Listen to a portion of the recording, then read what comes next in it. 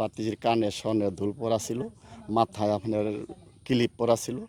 এটা যখন বিমারণ দিছে তখন জামাই চিনছে যে এটাই আমার শালি।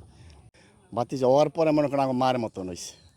আমরা প্রত্যেকটা ভাই খুব আদর করতাম, মানে এরা বলার মতন এক কথায় কান্দে করে মানুষ করছি, মানে বলার মতন। আমরা মা ছাড়া ডাকে দিতাম না। আমাকে সবসময় আশা আছিল যে আমার বাতিজা আমরা ডাক্তার বানাবো, খুব মনে আশা আছিল। এমনকি মানে এগুলো বলা ভাষায় বলাই যাইব না, এত কষ্ট আমাকে যে গেল। আমি যখন প্রথম শুনলাম যে ঢাকা এরম এইটা হয়েছে, বাড়িতে খবর পাইলাম।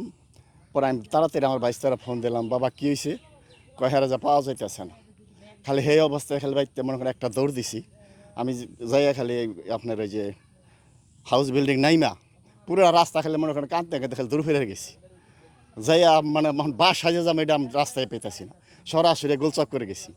অনে যাইয়া কোনোভাবে করা ভিতরে ঢোকা পারতাছি না। পরে আবার বাসায় আসছি, আবার হেনে গেছি। পরে আমার বাতি জামাই আইসে একটা এই কাশিমপুর থেকে। পরে হ্যাঁ রেলে ভিতরে গেছি। পরে ওই জায়গায় ভিতরে গেছে, হঠাৎ করে একটা নাম আইলো, যেমন আপনার মতো এক লোকের নাম দিছে শাহ আলম বনাম ছায়মা। পরে আমরা ভিতরে ফালদা নাইমা কী হয়েছে আমাকে এই লোক আমরা পাইতেছি না। পরে হ্যাঁ ওই লোকটা ওই সময় মনে করেন কেমন জানি মোবাইলে চার্জ দিছে।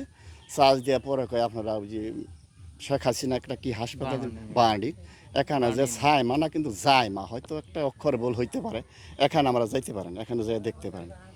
এই মুহূর্তে মনে করেন আমার ভাইও দেশে নেই, উনি নাকি গেছিল ওই প্রাণ কোম্পানির চাকরির বরিশাল। তো উনি হয়তো আইতেছে, কিন্তু আবার এর মধ্যে আপনার যত প্রাণ কোম্পানির লোক আছে প্রত্যেকটা লোক আপনি মনে করেন প্রত্যেক হাসপাতালে পৌঁছে গেছে, বিশ্রাইতেছে প্রত্যেক হাসপাতালে। কিন্তু সবাই কেউ তো আর জানে না যে কেউ কি লাস্ট যে মরে গেছে বিশ্রায় আগে কোনো দিন না। আমরা সবাই আগে হাসপাতাল বিশ্রে অক্ষেমে। পরে আমার এক ভাগ্নি জামাই, উনি আমার র্যাব অফিসারে চাকরি করেন, উনি পরে সরাসরি যে গেছে আপনার ওই সিএমএস হাসপাতাল। পরে সিএমএস হাসপাতাল যে নাকি উনি প্রথম অবস্থায় উনি চিনতে পারে নাই। পরে